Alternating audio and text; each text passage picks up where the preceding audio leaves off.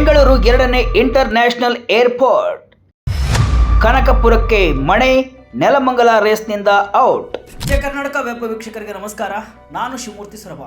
ಬೆಂಗಳೂರು ಎರಡನೇ ಅಂತಾರಾಷ್ಟ್ರೀಯ ವಿಮಾನ ನಿಲ್ದಾಣದ ಬಗ್ಗೆ ಬಿಗ್ ಅಪ್ಡೇಟ್ ಒಂದು ಬಂದಿದೆ. ಭಾರತೀಯ ವಿಮಾನ ನಿಲ್ದಾಣಗಳ ಪ್ರಾಧಿಕಾರದ ವರದಿ ಬೆನ್ನಲ್ಲೇ ರಾಜ್ಯ ಸರ್ಕಾರ ಮಹತ್ವದ ನಿರ್ಧಾರವನ್ನು ತೆಗೆದುಕೊಂಡಿದ್ದು ಸ್ಥಳವನ್ನ ಫೈನಲ್ ಮಾಡಿದೆ.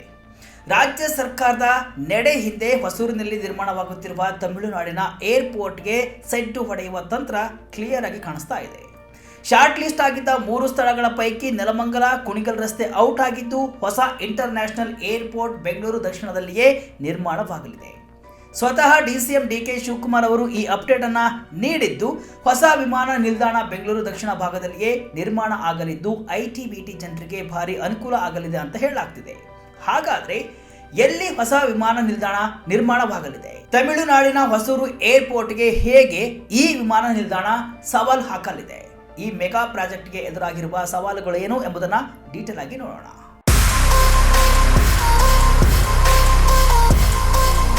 ಬೆಂಗಳೂರು ಟೆಕ್ ಸಮ್ಮಿಟ್ 2025ರಲ್ಲಿ ಮಾತನಾಡಿದ ಡಿಸಿಎಂ ಡಿಕೆ ಶಿವಕುಮಾರ್ ಅವರು ನಗರದ ಎರಡನೇ ವಿಮಾನ ನಿಲ್ದಾಣವನ್ನು ಬೆಂಗಳೂರು ದಕ್ಷಿಣದಲ್ಲೇ ನಿರ್ಮಿಸಲು ಸರ್ಕಾರ ನಿರ್ಧರಿಸಿದೆ ಅಂತ ಸ್ಪಷ್ಟಪಡಿಸಿದ್ದಾರೆ. ಕೆಲ ದಿನಗಳ ಹಿಂದಷ್ಟೇ ಏರ್ಪೋರ್ಟ್ ಅಥಾರಿಟಿ ಆಫ್ ಇಂಡಿಯಾ 3 ಸ್ಥಳಗಳ ಬಗ್ಗೆ ಸರ್ಕಾರ ವರದಿಯನ್ನು ನೀಡಿತ್ತು. ಇದರ ಬೆನ್ನಲ್ಲೇ ಸರ್ಕಾರ ಈ ನಿರ್ಧಾರವನ್ನು ತೆಗೆದುಕೊಂಡಿದೆ.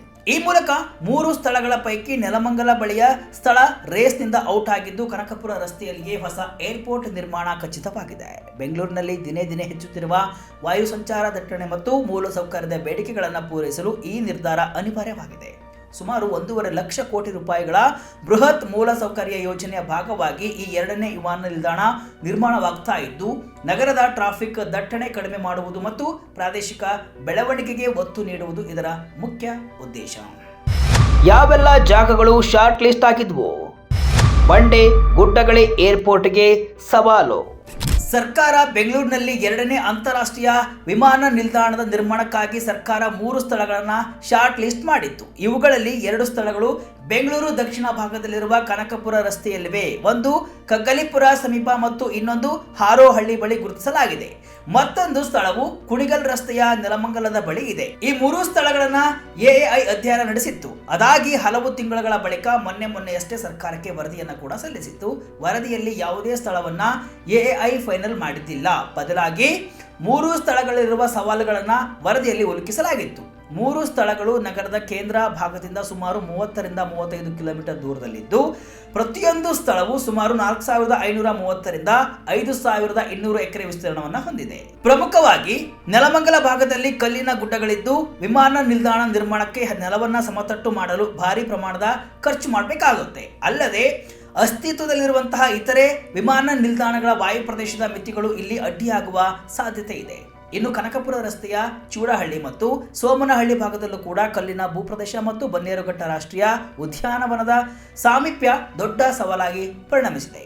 ಇಲ್ಲಿನ ಬೆಟ್ಟಗಳು ವಿಮಾನಗಳ ಲ್ಯಾಂಡಿಂಗ್ ಮತ್ತು ಟೇಕ್ ಆಫ್ಗೆ ಅಡ್ಡಿಯಾಗಬಹುದು ಅಂತ ಹೇಳಲಾಗಿದೆ. ಅಲ್ಲದೆ ಈ ಪ್ರದೇಶದಲ್ಲಿ ಪರಿಸರ ಇಲಾಖೆಯ ಅನುಮತಿ ಪಡೆಯುವುದು ಮತ್ತು ರಕ್ಷಣಾ ಇಲಾಖೆಯ ವಾಯು ಪ್ರದೇಶದ ಅನುಮತಿ ಪಡೆಯುವುದು ಕಡ್ಡಾಯವಾಗಿದೆ. ಈ ಸವಾಲುಗಳ ನಡುವೆಯೇ ರಾಜ್ಯ ಸರ್ಕಾರ ತನ್ನ ನಿಲುವನ್ನು ಸ್ಪಷ್ಟಪಡಿಸಿದ್ದು ಬೆಂಗಳೂರು ದಕ್ಷಿಣದ ಕನಕಪುರ ರಸ್ತೆಯಲ್ಲಿ ಹೊಸ ವಿಮಾನ ನಿಲ್ದಾಣವನ್ನು ನಿರ್ಮಿಸಲು ಮುಂದಾಗಿದೆ.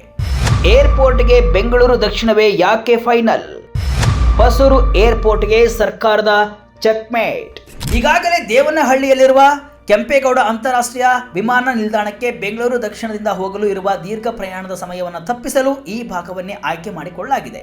ಸರ್ಕಾರ ಬೆಂಗಳೂರು ದಕ್ಷಿಣದ ಮೇಲೆ ಕಣ್ಣಿಡಲು ಮತ್ತೊಂದು ಪ್ರಬಲ ಕಾರಣವಿದೆ. ಅದೇನಪ್ಪಾ ಅಂತಂದ್ರೆ ನೆರೆಯ ತಮಿಳುನಾಡು ಸರ್ಕಾರ ಹೊಸೂರಿನಲ್ಲಿ ಹೊಸ ವಿಮಾನ ನಿಲ್ದಾಣ ನಿರ್ಮಿಸಲು ಯೋಜನೆಯನ್ನು ರೂಪಿಸ್ತಾ ಇದೆ. ಅದು ನಮಗಿಂತ ಸ್ಪೀಡ್ ಆಗಿಯೇ ಕಾರ್ಯರೂಪಕ್ಕೆ ಬರ್ತಾ ಇದೆ.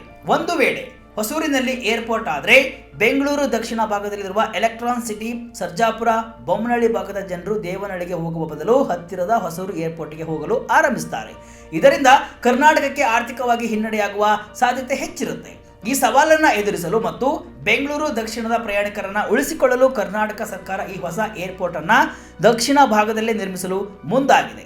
ಈ ನಿಟ್ಟಿನಲ್ಲಿ ಈಗಿರುವ ಏರ್ಪೋರ್ಟ್ಗೆ ತೊಂದರೆ ಆಗದಂತೆ ಹಾಗೂ ಪ್ರಯಾಣಿಕರ ಅನುಕೂಲಕ್ಕೆ ಕನಕಪುರ ರಸ್ತೆಯನ್ನೇ ಸರ್ಕಾರ ಫೈನಲ್ ಮಾಡಿದೆ. ಇನ್ನು ಕನಕಪುರ ರಸ್ತೆಯಲ್ಲಿನ ಸ್ಥಳಗಳು ನೈಸ್ ರಸ್ತೆಯಿಂದ ಕೇವಲ 10 ಕಿಲೋಮೀಟರ್ ದೂರದಲ್ಲಿವೆ. ಗ್ರೀನ್ ಲೈನ್ ಕೊನೆಯ ಮೆಟ್ರೋ ನಿಲ್ದಾಣ ಸಹ 5 ಕಿಲೋಮೀಟರ್ ವ್ಯಾಪ್ತಿಯಲ್ಲಿದೆ. ಈ ಮೂಲಕ ತುಮಕೂರು ಭಾಗದಿಂದ ಬರುವ ಹಾಗೂ ಬೆಂಗಳೂರು ಸೇರಿ ಮೈಸೂರು ಕಡೆಯಿಂದ ಬರುವ ಪ್ರಯಾಣಿಕರಿಗೂ ಸಹ ಅನುಕೂಲವಾಗುವಂತೆ ಸ್ಥಳ ಫೈನಲ್ ಮಾಡಲಾಗಿದೆ. ಟೆಕ್ನೋ ಎಕನಾಮಿಕ್ ಸ್ಟಡಿ ರಿಪೋರ್ಟ್ ಬಾಕಿ, ಕೊನೆಗೂ ಗೆದ್ದ ಡಿಸಿಎಂ ಡಿಕೆ ಶಿವಕುಮಾರ್ ಹಠ. ಹೊಸ ಏರ್ಪೋರ್ಟ್ ರೇಸ್ನಿಂದ ನೆಲಮಂಗಲ ಹಾಗೂ ಕುಣಿಗಲ್ ರಸ್ತೆ ಬಳಿಯ ಸ್ಥಳ ಔಟ್ ಆಗಿದ್ದು, ಕನಕಪುರ ರಸ್ತೆಯ 2 ಸೈಟ್ಗಳಲ್ಲಿ ಮುಂದೆ ಟೆಕ್ನೋ ಎಕನಾಮಿಕ್ ಫಿಸಿಬಿಲಿಟಿ ಸ್ಟಡಿಯನ್ನ ನಡೆಸಲಾಗಿದೆ. ಈಗಾಗಲೇ ಇದನ್ನ ಒಂದು ಸಂಸ್ಥೆ ನಡೆಸ್ತಾ ಇದ್ದು, ಶೀಘ್ರದಲ್ಲೇ ವರದಿ ರೆಡಿಯಾಗಿ DPR ಕೂಡ ತಯಾರಾಗಲಿದೆ. ಇನ್ನು ಈ ಯೋಜನೆಗೆ ಅಂದಾಜು 10,000 ಕೋಟಿ ರೂಪಾಯಿ ವೆಚ್ಚವಾಗಲಿದ್ದು, 2033ರ ವೇಳೆಗೆ ಹೊಸ ವಿಮಾನ ನಿಲ್ದಾಣವನ್ನ ಕಾರ್ಯಾಚರಣೆಗೆ ತರುವ ಗುರಿಯನ್ನ ಸರ್ಕಾರ ಹೊಂದಿದೆ. ಹೊಸ ಅಂತಾರಾಷ್ಟ್ರೀಯ ವಿಮಾನ ನಿಲ್ದಾಣ ವರ್ಷಕ್ಕೆ 10 ಕೋಟಿ ಜನರನ್ನ ನಿರ್ವಹಿಸಲಿದೆ ಅಂತ ಹೇಳಲಾಗ್ತಿದೆ. ಇದರ ಜೊತೆ ಬೆಂಗಳೂರು ದಕ್ಷಿಣ, ಅದರಲ್ಲೂ ಕನಕಪುರ ರಸ್ತೆಯಲ್ಲಿ ಹೊಸ ಏರ್ಪೋರ್ಟ್ ನಿರ್ಮಾಣವಾಗ್ತಾ ಇರುವುದರಿಂದ ಮತ್ತೊಂದು ಬಿಗ್ ಯೋಜನೆಯನ್ನ ಡಿಸಿಎಂ ಡಿಕೆ ಶಿವಕುಮಾರ್ ಅವರು ತಮ್ಮ ಕ್ಷೇತ್ರಕ್ಕೆ ವರ್ಗಾಯಿಸಿಕೊಂಡಂತಾಗಿದೆ. ತುಮಕೂರು ಕಡೆ ಬೇಕು ಅಂತ ಗೃಹ ಸಚಿವ ಜಿ ಪರಮೇಶ್ವರ್ ಹಾಗೂ ಉತ್ತರ ಕರ್ನಾಟಕದ ಹಲವು ಸಚಿವರು ಸರ್ಕಾರದ ಮುಂದೆ ಬೇಡಿಕೆಯನ್ನ ಇಟ್ಟಿದ್ರು. ಆದರೆ ಕೊನೆಗೂ ಡಿಕೆ ಶಿವಕುಮಾರ್ ಅವರ ಹಠ ಗೆದ್ದಿದ್ದು, ಬೆಂಗಳೂರು ದಕ್ಷಿಣದಲ್ಲಿಯೇ ಹೊಸ ವಿಮಾನ ನಿಲ್ದಾಣ ನಿರ್ಮಾಣವಾಗಲಿದೆ. ನೆಲಮಂಗಲವನ್ನ ಬಿಟ್ಟಿದ್ದು ಯಾಕೆ ಸರ್ಕಾರ? ಇಲ್ಲಿ ಏರ್ಪೋರ್ಟ್ ಇದ್ರೆ ಏನೆಲ್ಲ ಆಗ್ತಿತ್ತು? ಪ್ರಮುಖವಾಗಿ ನೆಲಮಂಗಲ ಕುಣಿಗಲ್ ರಸ್ತೆಯಲ್ಲಿ ಏರ್ಪೋರ್ಟ್ ಅನ್ನ ಸರ್ಕಾರ ಯಾಕೆ ಬಿಟ್ಟಿದೆ ಎಂಬುದನ್ನು ಗಮನಿಸಿದರೆ, ನೆಲಮಂಗಲ ಭಾಗದಲ್ಲಿ ಕಲ್ಲಿನ ಗುಡ್ಡಗಳಿದ್ದು ವಿಮಾನ ನಿಲ್ದಾಣ ನಿರ್ಮಾಣಕ್ಕೆ ನೆಲವನ್ನ ಸಮತಟ್ಟು ಮಾಡಲು ಭಾರಿ ಪ್ರಮಾಣದ ಖರ್ಚು ಮಾಡಬೇಕಾಗುತ್ತೆ. ಅಲ್ಲದೆ ಅಸ್ತಿತ್ವದಲ್ಲಿರುವ ಇತರೆ ವಿಮಾನ ನಿಲ್ದಾಣಗಳ ವಾಯು ಪ್ರದೇಶದ ಮಿತಿಗಳು ಇಲ್ಲಿ ಅಡ್ಡಿಯಾಗುವ ಸಾಧ್ಯತೆ ಇದೆ ಅಂತ ಹೇಳಲಾಗ್ತಿದೆ. ಆದರೆ ಸೋಲೂರು ಬಳಿ ಏರ್ಪೋರ್ಟ್ ನಿರ್ಮಾಣವಾಗಿದ್ರೆ ಬೆಂಗಳೂರು ಮಾತ್ರವಲ್ಲದೆ ನೆರೆ ಜಿಲ್ಲೆಗಳಿಗೂ ವಿಮಾನ ಭಾಗ್ಯ ಸಿಕ್ಕಂತಾಗ್ತಾ ಇತ್ತು. ಸಂಚಾರ ದಟ್ಟಣೆ ವಿಚಾರದಲ್ಲಿ ಬಿಡದಿ ಹಾರೋಹಳ್ಳಿಗಿಂತ ಉತ್ತಮ ಆಗಿದ್ದು, ಕರಾವಳಿ ಉತ್ತರ ಕರ್ನಾಟಕದ ಜನರಿಗೆ ಭಾರಿ ಅನುಕೂಲ. ಐಟಿ ವಲಯವು ತುಮಕೂರು ಮತ್ತು ನೆಲಮಂಗಲ ಭಾಗಕ್ಕೂ ವಿಸ್ತರಣೆ, ಅಭಿವೃದ್ಧಿಗೆ ಇತರ ವಾಣಿಜ್ಯ ಚಟುವಟಿಕೆ ವಿಸ್ತರಣೆಗೆ ಭಾರಿ ಅವಕಾಶ. ಆಮೇಲೆ ಪುಣೆ ಬೆಂಗಳೂರು ಹೆದ್ದಾರಿ ಚೆನ್ನೈ ಇಂಡಸ್ಟ್ರಿಯಲ್ ಕಾರಿಡಾರ್ಗೆ ಸಮೀಪ ಇದ್ದು ಜನರಿಗೆ ಅನುಕೂಲ ಆಗ್ತಾ ಇತ್ತು ಅಂತ ಹೇಳಲಾಗ್ತಿದೆ. ಒಟ್ನಲ್ಲಿ ಬೆಂಗಳೂರಿನ ದಕ್ಷಿಣ ಭಾಗದಲ್ಲಿ 2ನೇ ವಿಮಾನ ನಿಲ್ದಾಣ ನಿರ್ಮಾಣವಾಗುವುದು ಬಹುತೇಕ ಖಚಿತವಾಗಿದೆ. ಆದರೆ ಸ್ಥಳ ಯಾವುದು ಎಂಬುದು ತಾಂತ್ರಿಕ ವರದಿ ಬಂದ ನಂತರವೇ ನಿರ್ಧಾರವಾಗಲಿದೆ. ರಾಜಕೀಯ ಹಿತಾಸಕ್ತಿಗಿಂತ ತಾಂತ್ರಿಕ ಮತ್ತು ಆರ್ಥಿಕ ಅಂಶಗಳ ಆಧಾರದ ಮೇಲೆ ಅಂತಿಮ ನಿರ್ಧಾರ ಕೈಗೊಳ್ಳುವುದಾಗಿ ಸರ್ಕಾರ ಹೇಳಿದೆ. ಸದ್ಯದ ಕೆಂಪೇಗೌಡ ವಿಮಾನ ನಿಲ್ದಾಣದಲ್ಲಿ ಪ್ರಯಾಣಿಕರ ಸಂಖ್ಯೆ ಮುಂದಿನ ದಶಕದಲ್ಲಿ ಇಮ್ಮಡಿಯಾಗುವ ನಿರೀಕ್ಷೆ ಇದ್ದು, 2ನೇ ಏರ್ಪೋರ್ಟ್ ಅನಿವಾರ್ಯವಾಗಿದೆ. ಬನ್ನೇರುಘಟ್ಟದ ಪರಿಸರ ಕಾಳಜಿ, ವಾಯುಪಡೆಯ ಅನುಮತಿ ಮತ್ತು ಭೂ ಸ್ವಾಧೀನದಂತಹ ಸವಾಲುಗಳನ್ನು ಮೀರಿ 2033ರ ವೇಳೆಗೆ ಬೆಂಗಳೂರಿಗರು ದಕ್ಷಿಣ ಭಾಗದಿಂದಲೇ ವಿಮಾನ ಹಾರುತ್ತದೆಯಾ ಎಂಬುದನ್ನು ಕಾದು ನೋಡಬೇಕು.